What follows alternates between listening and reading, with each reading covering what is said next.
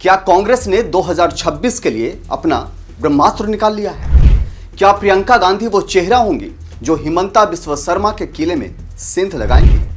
संसद में अपनी दहाड़ से सबको चौंकाने वाली प्रियंका गांधी अब असम की सड़कों पर उतरने को तैयार है। कांग्रेस ने प्रियंका को असम चुनाव के लिए स्क्रीनिंग कमेटी का अध्यक्ष बनाया है।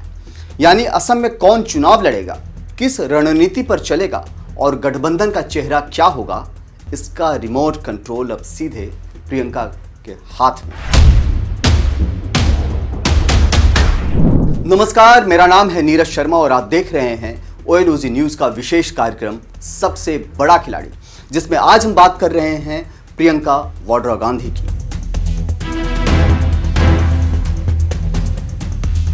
कांग्रेस की ओर से असम चुनाव की जिम्मेदारी प्रियंका वाड्रा को दी गई है, लेकिन राह आसान नहीं है। सामने हैं चाणक्य कहे जाने वाले हिमंता बिस्वा शर्मा। मुकाबला कड़ा है, इसलिए प्रियंका के साथ DK शिव कुमार और भूपेश बघेल जैसे चुनावी मैनेजमेंट के उस्ताद भी असम की कमान संभाल रहे हैं। इस बार रणनीति सिर्फ रैलियों तक सीमित नहीं, बल्कि जमीनी बिसात बिछाने की है। यही कारण है कि बीजेपी की चिंता बढ़ी हुई है। कांग्रेस ने बड़ी रणनीति बनाई है। सबसे पहला दांव चला है कठिन चयन का। कांग्रेस ने टिकट के दावेदारों के लिए 50,000 रुपए की एंट्री फीस रखी है। मकसद साफ है कि भीड़ नहीं, केवल सीरियस और मजबूत चेहरे ही मैदान में आए। दूसरा दांव है ग्राउंड सर्वे का। अब दिल्ली से नहीं, ब्लॉक लेवल से टिकट तय होंगे। प्रियंका गांधी खुद कार्यकर्ताओं के फीडबैक और इंटरनल सर्वे रिपोर्ट के आधार पर हर उम्मीदवार को परखेंगी। तीसरा दांव इमोशनल कनेक्ट।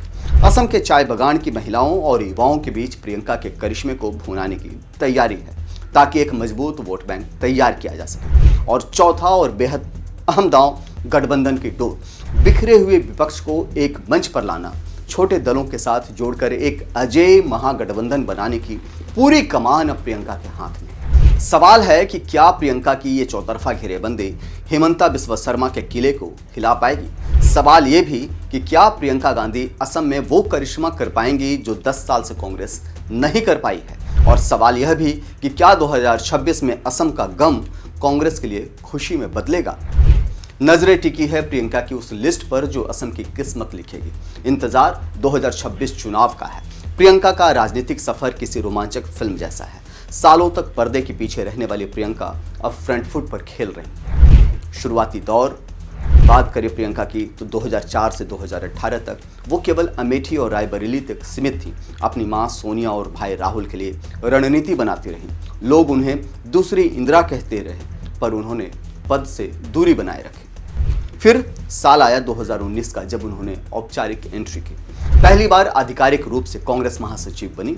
उत्तर प्रदेश की जिम्मेदारी मिली, जहां उन्होंने लड़की हूं, लड़ सकती हूं जैसा क्रांतिकारी नारा दिया। फिर वक्त आया 2024 का, अजय वायनाड का वो चुनाव। साल 2024 उनके लिए टर्निंग पॉइंट रहा। राहुल गांधी द्वारा खाली की गई वायनाड सीट से उन्होंने उपचुनाव लड़ा और 4 लाख से ज्यादा वोटों के रिकॉर्ड अंतर से जीतकर पहली बार संसद पहुंचे। अब है उनके सामने मिशन 2026।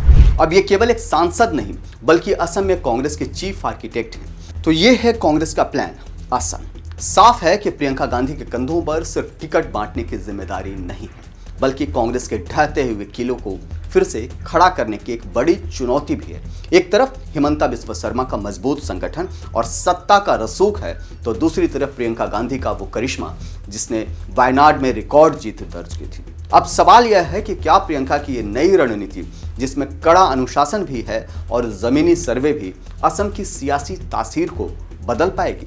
क्या 2026 में गुवाहाटी की गद्दी पर बदलाव की लहर चलेगी या फिर बीजेपी का दबदबा बरकरार रहेगा?